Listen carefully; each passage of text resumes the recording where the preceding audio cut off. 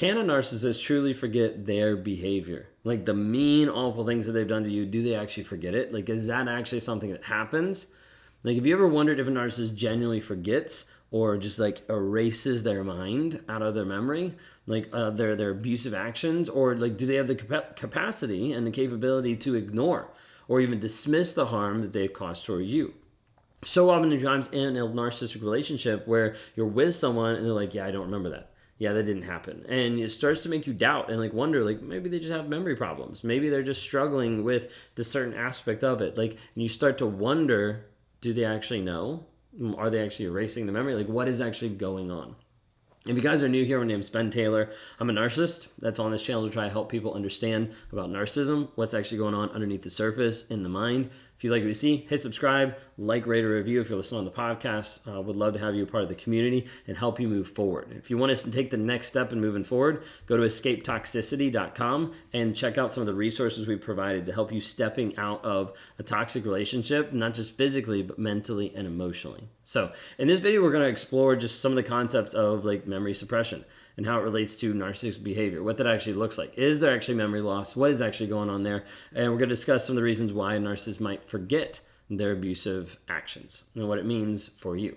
All right, so jumping right in, like memory suppression as a defense mechanism. Like I want you to consider the concept of like, what if the mind is suppressing something to be able to avoid actually that piece of accountability or that piece of uncomfortability, okay? Now, we do find this a lot with survivors, okay? With survivors that they're struggling to remember things. They're struggling to be able to process things at different times because of memory suppression. Now, typically what's happening is they're struggling to remember the bad times. And so you're with a narcissist and you think everything in the past has been amazing with the narcissist and you remember all the good times. But what you don't remember is like how he belittled you before the date or how he yelled at you and screamed at you in the car. Like there's all these things that kind of like disappear. And you're like, wait a second, like the trauma, like I don't really remember it being that bad. Like some of it is hidden and some of it's suppressed automatically.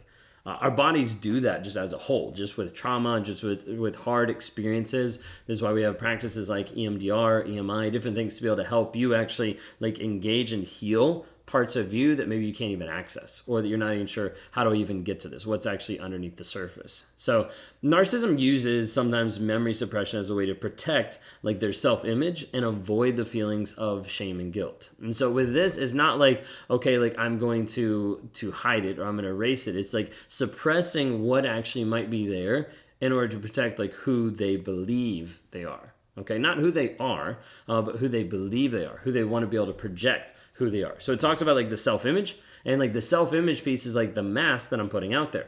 So like there's me, like there's this version of the toxic person, and then there's the mask that I'm giving out to the rest of society, the one that looks good, the one that sounds good, the one that, you know, is loving and is kind and all this stuff. And that's what he does. He switches it around and puts a mask out there for everybody to see versus like what's actually underneath. And then there's this aspect of like, okay, now you're bringing up a topic or something is happening that I don't want to remember because that memory actually triggers a piece of shame. That memory actually triggers something that's actually holding me back or making me feel bad about myself. Now you have to remember, like the majority of stuff that we talk about in the circle of narcissistic abuse is all about themselves. Is all about like them putting stuff back on like other people so they don't have to avoid what's actually going on like underneath the surface. Okay, so a narcissist sometimes will intentionally like forget about something or intentionally deny the things they're doing just to be able to avoid confronting the truth about themselves. Like they're running from the truth. As a narcissist, I was always running from the truth of the situation. I did that. I hurt that person. I cheated. I lied. I gaslit. Like that didn't happen. I didn't want to acknowledge the stuff that I was doing. All I was acknowledging was the pain or the aftermath that actually happened. And I didn't want to admit that was me, so I'd have to explain it away. Well, I'm a victim. Well, they're attacking me. All these different things to be able to twist it around to make myself look and feel better. And so you might have times where you're talking to your narcissist and you're like, I can't believe you did that. And he's like, I didn't do that. Like, what are you talking about? Okay, and he starts to gaslight you about the reality that you remember and the reality that you believe. They might like forget different instances of like physical violence or like high emotional abuse to avoid being responsible for the actions that are actually happening. So you're trying to hold them accountable to something and they're just like, that never happened. Now, I do think there's pieces of not just memory suppression, but also memory gaps that can happen over a period of time. But I do think it's over an elongated period of time with the narcissist being very toxic in their truthfulness and in what they're actually saying on a day-to-day basis. Okay, so like think of it with this concept. It's like imagine you're like lying to 30 different people every single day for 30 years. Like you get to the place where you start to like forget of like what story is actually true, like which version am I giving to a different person, which mask am I putting up for a different person. So I feel like there's times that there is like these slips or there is these like blanks in memory, but I don't say that to give like a pass, because any type of memory loss in one sense is still not reason to do what they're doing. Okay, to do what I was doing and I didn't remember it magically, it really wasn't true the majority of the time. Okay, so a lot of times a narcissist is trying to deal with the incongruence of like who they are versus the mask that they're actually putting out there. Okay, so like this idea of like, this is who I am, this is who I'm like projecting myself to be, and I don't want to look bad. I don't want to have the shame of like anything underneath, so I have to keep that image. Okay, so as a result, like I have to be able to put down, suppress like the forgetful behaviors, like the things that happen, the abusive behaviors there, and be like, okay, that didn't really happen. Okay, so sometimes we hear like this aspect of like narcissists that like gaslight themselves. And part of this is almost like a tactic to be able to be like, if I do this, then I'll feel better about myself. So like I hurt this person, but that's okay because they deserved it, because they didn't do something for me. Like there's a way to be able to twist it so that as a narcissist, like I feel better about the situation. So it's like trying to reduce like the discomfort that I'm feeling, trying to reduce the shame or the guilt that's like popping up, and like, what do I have to do to avoid that? What do I have to do to get away from it? Well, I got to change the story that actually just happened. Oftentimes we talk about this in the term of rewriting, which is very similar to what we do in helping people heal, which is rewiring. So give you kind of an idea, rewriting is when a narcissist is looking at their own past and they see the truth and they don't want to believe it. They don't want to deal with it. So instead of believing the truth or working through the truth, they actually change the truth to be something false. So I'm rewriting a past instance from something that was true, and I'm changing it to be false so that I feel better about myself. I didn't actually hurt that person. I actually like stood up for myself because they were attacking me. False. But it makes me feel better because now I'm the victim and now I'm not the abuser. Okay? And then what we do with Raw Motivations is trying to help people is we actually help them rewire. Rewire is the opposite. So it's talking to survivor and being like, hey, you know this thing that they told you, you know this thing that you've been believing for a while that's false or a limiting belief. Let's rewire it back to the truth. Let's actually be able to change that thought in your mind so you're no longer stuck in a fantasy and a fiction and a false reality, because a lot of times you're stuck in the fog where you don't know what to do. Or you're stuck in limbo land being like, I don't know if I should leave him or if I should stay with him. I don't know if he's a narcissist or if he's not. I don't actually know who I am or what direction I need to go. All these things happen a lot of times when you're with a toxic person.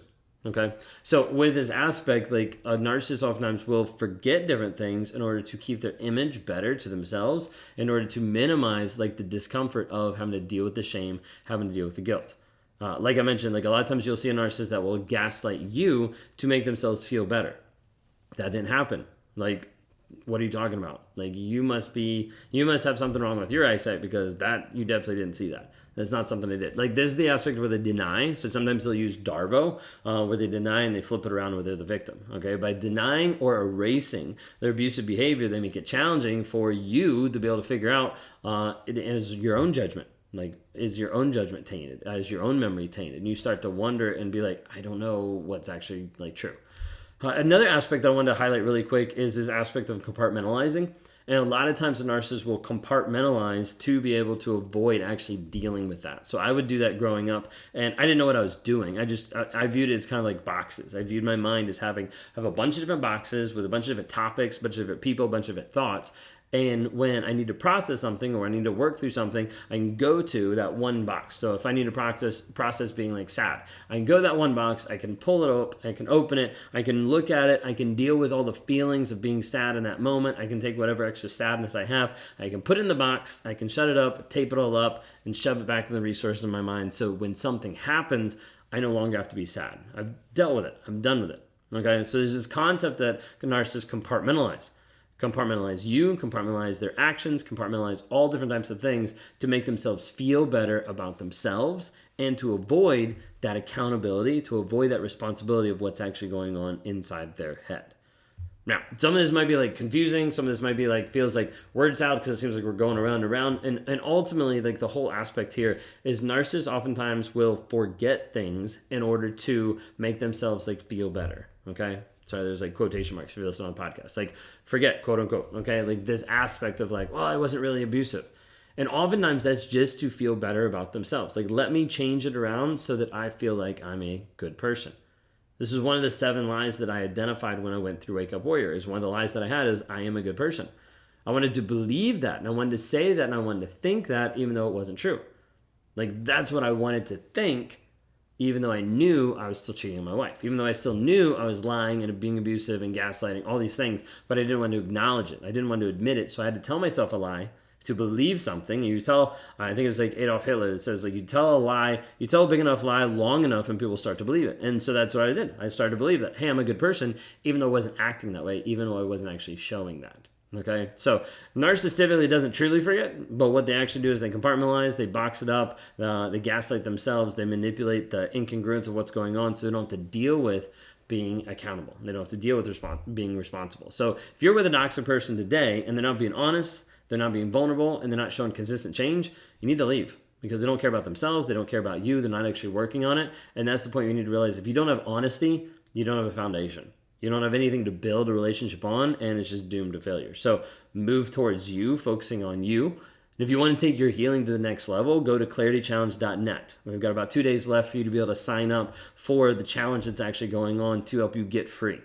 Help you actually take back like your power of who you actually are versus like how the narcissist stripped that away. Be able to find you, like what you like, your hobbies, your interests, your desires, be able to find you and walk you through that process in a systematic way to rewire your thought process from the false reality that the narcissist had you believe to back to the truth of what's actually real. So we provide like daily guidance inside the program and support for you as a survivor along with other survivors to work towards your healing, your growth, your change. I want to invite you. Go to claritychallenge.net today.